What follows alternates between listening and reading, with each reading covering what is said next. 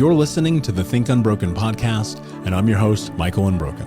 I'm an author, speaker, coach, and advocate for adult survivors of childhood trauma and abuse. In this podcast, you will learn how to transform your trauma into triumph, turn breakdowns into breakthroughs, and go from victim to being the hero of your own story. You can learn more at thinkunbrokenpodcast.com, and of course, check us out on Apple Podcasts and Spotify at Think Unbroken Podcast.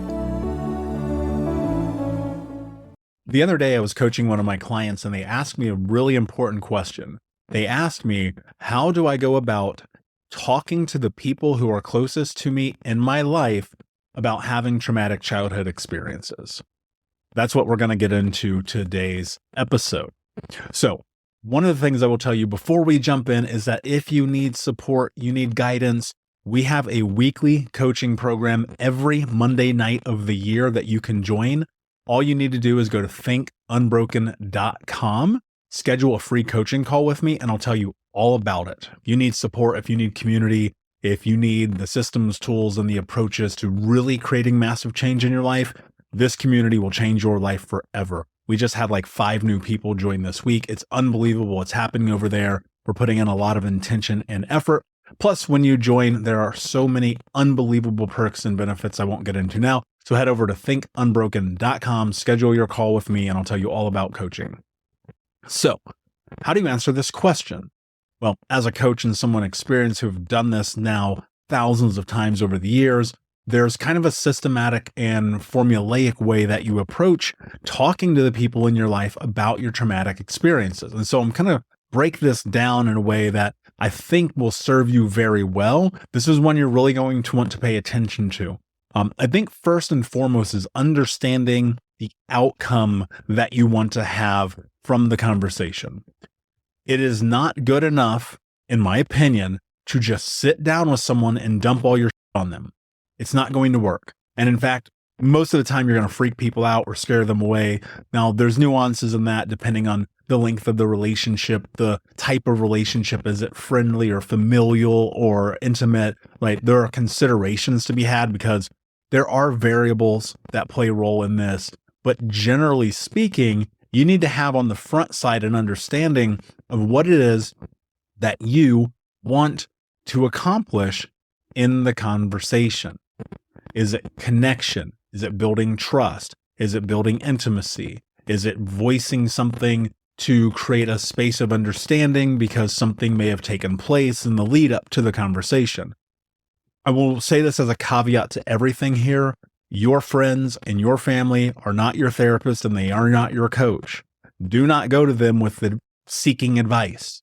What you're doing is you're creating a human, emotional, vulnerable connection, and you need to understand that. If you are going to your friends and family asking for advice about the in your life that you need to deal with, you're setting yourself up for massive failure. Most of them don't know how to address the things you're going to bring to the table. And more so, most of them, when you do so, are going to have your best interest in mind, and they may not tell you the truth. Not in the way that I do as a coach, because I'm just going to keep it real with you. So first, understand the intention. Number 2 is you need to create a space in which the conversation can be had. And so this is about choosing a time and place to have it. The most ideal place to have this conversation is when you are connected in a space that is private and relaxed and calm.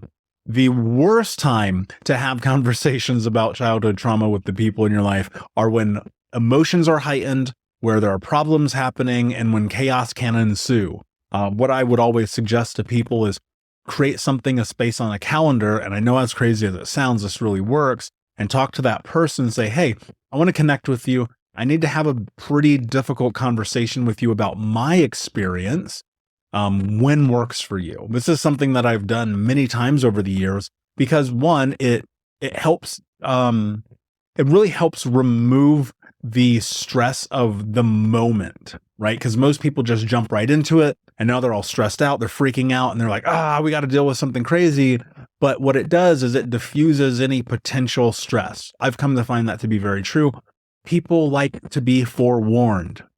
And that means that people really, really appreciate knowing what they're about to get themselves into.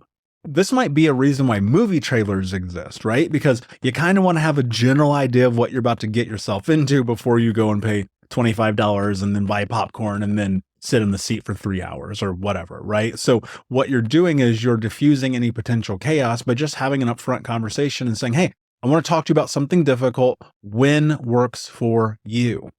Number 3, once you're in the conversation, you have to be honest and direct. It's so unbelievably important to be honest and direct with your experiences, because when you use clear and specific language to communicate what is happening in your life and what has affected you, people will understand. Now, again, without the right intentions, this turns into a crazy situation where you're just spewing on people. That is not the goal. That is not going to work. You don't have to share everything all the time. And by being honest and direct, what you do is you share the most important things so that you can understand what it is inside of you that you need to deliver and communicate so that the person on the other side of you can receive it. If you start telling people your entire life story, they're going to check out, right? If there are 2 or 3 pillars that people really need to understand, then that's what you address. Now, number 4 is you got to share your feelings in this. This is very, very, very difficult because most people who have had traumatic experiences feel as though their feelings are not valid, that they are not important, that they do not matter, and thus that their feelings do not matter to other people. That's not true.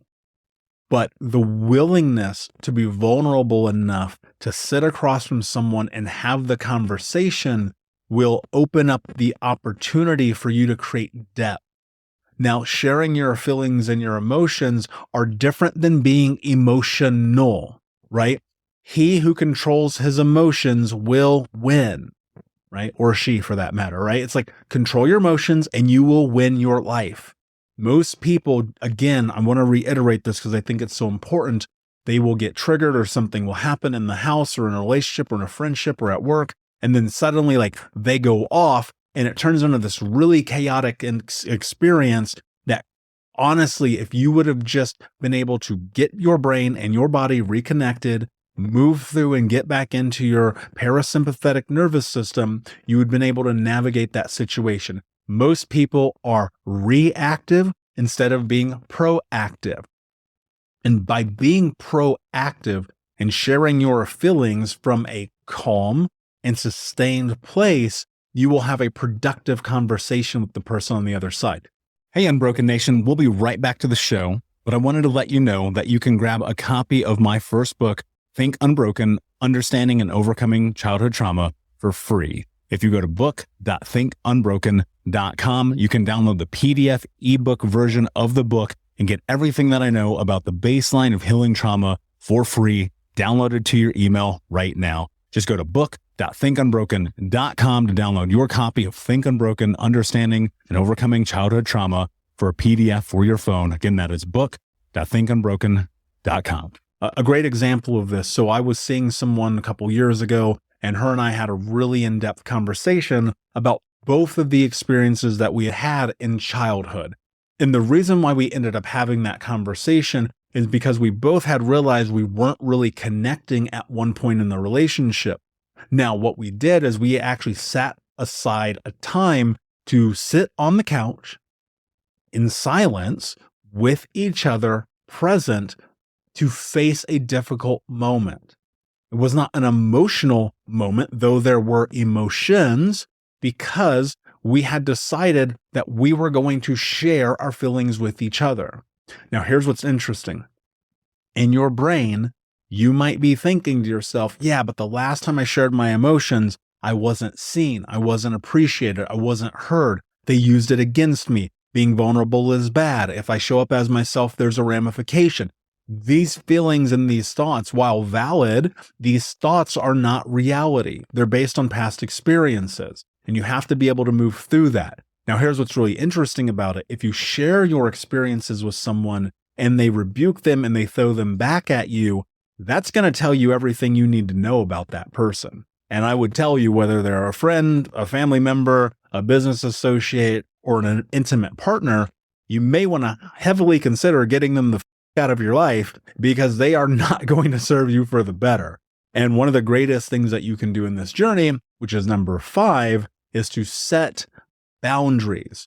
Now, setting boundaries is especially difficult for people who have traumatic experiences, because we've learned that boundaries don't matter. Now, you have to reiterate and remind yourself that boundaries do matter, especially in your conversation. Now, boundaries are not necessarily about time in this space. What these boundaries are really about is about creating an understanding of what is and is not okay to talk about. Because again, your person that you're having this conversation with isn't someone that you're dumping your on. Let's be clear about that. You're having this conversation about your past because it informs your present, and that will inform your future. And if you're trying to have connection with another human being, your past, whether you like it or not, plays a role. And so when you set a boundary, here's what it looks like. You go into the depth of a story. Hey, this thing happened here. And again, I don't know that you have to go into full detail. I don't think that serves people, right? But you want to create a framework so people can understand you. Now, when you create the framework, people may want you to go deeper and deeper and deeper. This is the part in which you have to decide what you're going to allow yourself to talk about and communicate with them. The boundary at this place is really about not hesitating to say no. If you do not feel comfortable, if you do not feel okay with going into the depth, that is what the other person wants from you in the moment, it is your responsibility and your due diligence, because nobody else is going to do this for you to simply say, hey, I'm not there right now. Here's a tool that I use all the time that's going to be very beneficial for you. I'm going to tell you a little bit about this, but I don't want to go in depth till later. That's it. That's all I do. Hey, I want to tell you a little bit about this experience because it's my experience and this is the only way you're going to know who I am. I don't want to go into depth because it's way too much, but it'll tell you a little bit about who I am. And at a later time, if it makes sense or it feels right, I'll go deeper. And that is a boundary. It's one of the most important boundaries in communication I've ever learned. I would say number 6, and this is important, is you have to respect the other person's response. This is where people lose in the conversation all the time, and they make a decision to never open up or be vulnerable again because they're scared that they're going to get hurt or be judged. And again, if you're hurt or if you're judged in this conversation, you may want to consider that this person maybe doesn't really belong in your life. Everyone responds to everything differently. There's no right or wrong. And we live in this society right now that tells everyone has to respond to you in this exact way, or they're toxic, or they're broken, or they're f***ed up. And that's not true. No one has lived your experience. What you should be looking for in responses is support, right? Is support. And support can come through in a lot of different ways, but predominantly it's respect. Are they respecting you? And then in return, can you respect their response? Because if you cannot respect their response, then you cannot continue to have conversations with this person, because that becomes a you problem. That is not a them problem. People need time to process, especially if it's up, right? And they might struggle and they might be in a space where they don't even know how to support you. And so this is really important, that you have to understand that they're respecting their response is also about understanding that they're not disrespecting you. If somebody sits across from you and you share something with them because you feel like it's going to bring you closer, and they go, well, that's your problem. Good luck. Right. And this is real. This happens to people. Hit the eject button immediately, because that person is a nightmare and you're just going to have a worse situation as you continue to go down that path. Now, what I want to close on, and I think this is very important, is that no single conversation is going to change your life forever. Once you start building the framework of vulnerability and intimacy about the things that have happened to you in your life with the people in your life, it's important to recognize that you're probably going to have to follow up and continue to have these conversations over time.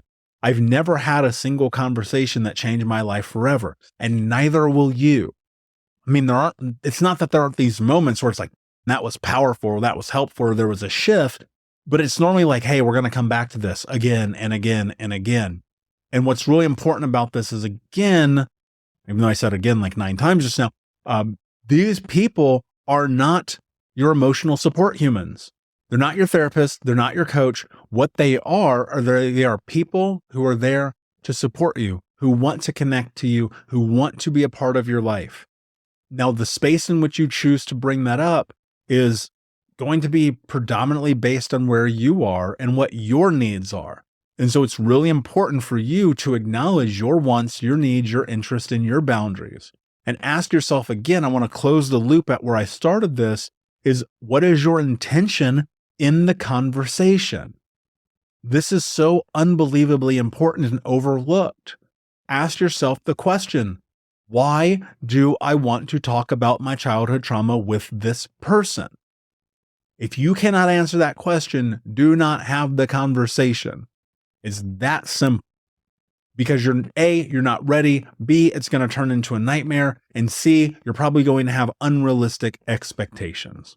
So, my friend, I appreciate you listening to today's episode. If you need help, guidance, support, go to thinkunbroken.com where you can have a free coaching call with me. You can actually grab a free copy of Think Unbroken. There's tons of resources for your trauma healing journey.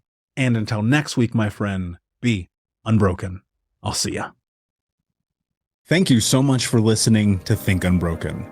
Please share this episode with someone who could use it and help us move forward in our mission of ending generational trauma in our lifetime. And if you would, please take 5 seconds to pop on iTunes or Spotify, hit that 5-star, leave a review, and you can also reach out to us on social at Michael Unbroken or at Think Unbroken. And of course, you can check out our YouTube channel at Think Unbroken. Thank you for being a part of Unbroken Nation, my friends, and until next time, be unbroken.